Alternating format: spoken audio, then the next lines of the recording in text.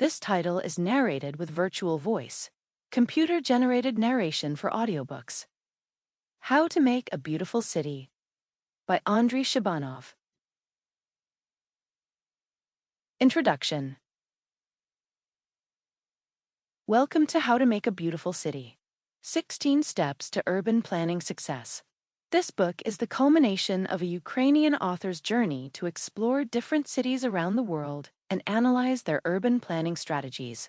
The result is a comprehensive guide that provides a practical and actionable roadmap for creating cities that are both functional and aesthetically pleasing. Cities are the hubs of innovation, culture, and entertainment, and home to millions of people. However, they are often plagued by traffic congestion, pollution, and sprawling suburbs. How to Make a Beautiful City. 16 Steps to Urban Planning Success offers a solution to this problem by presenting a comprehensive guide to designing and building cities that are beautiful, sustainable, and enjoyable. Each chapter in this book outlines a practical step towards creating a better city. From adopting European-style district development and designing excellent public spaces, to renovating abandoned industrial zones and making buildings more energy efficient. The book also explores the downsides of one-story America and Asia's high-rise apartment complexes. With stunning visuals and real-world examples, How to Make a Beautiful City is more than just a guidebook. It is a manifesto for a better urban future. Whether you are a city resident or a professional involved in urban planning, this book will inspire and inform your approach to building a beautiful city. European-type district development. We, the city residents, want to live in a safe, clean place with all the facilities we need. One way to make people feel safe and at ease is to plan and run our cities well. The world's cities need to adopt the best European practices for building apartment complexes. There is no need to put people before a choice. Living in high-rise apartment blocks that look like anthills or in private houses with no public transportation nearby are both extremes that have no place in a modern city. In the European-type development, the front of the residential building faces the street and courtyard remains for residents. It draws a line between public and private space.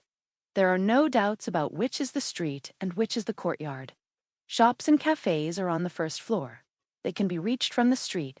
Parking and traffic have been also relocated to the street. The courtyard remains a peaceful haven for building residents only. Outsiders don't have to go into the courtyard. European-type apartment complexes are built in blocks of 100 to 200 meters length and no more than 5 to 7 levels high. Different people's needs must be met in a city.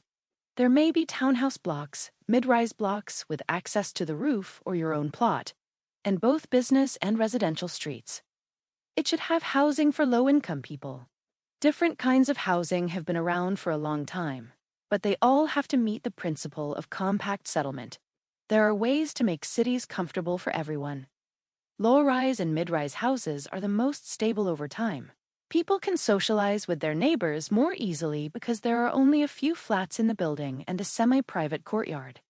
People find it easier to take care of the house and courtyard. People who own the flat and know their neighbors won't burn elevator buttons or park their cars on the lawn in front of their building. Society is capable of dealing with crime on its own, but there should always be people on the streets.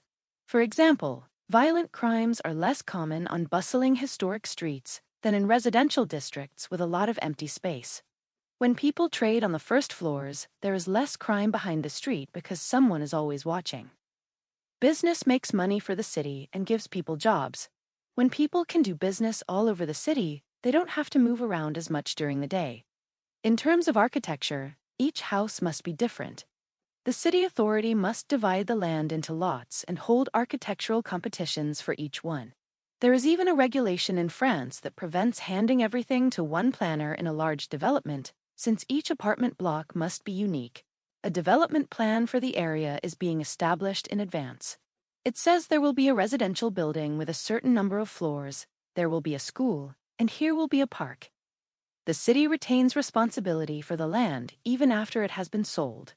The city government should not ask the developer to voluntarily compulsorily establish a school, even in a To keep listening to this audiobook for free, click the link in the description.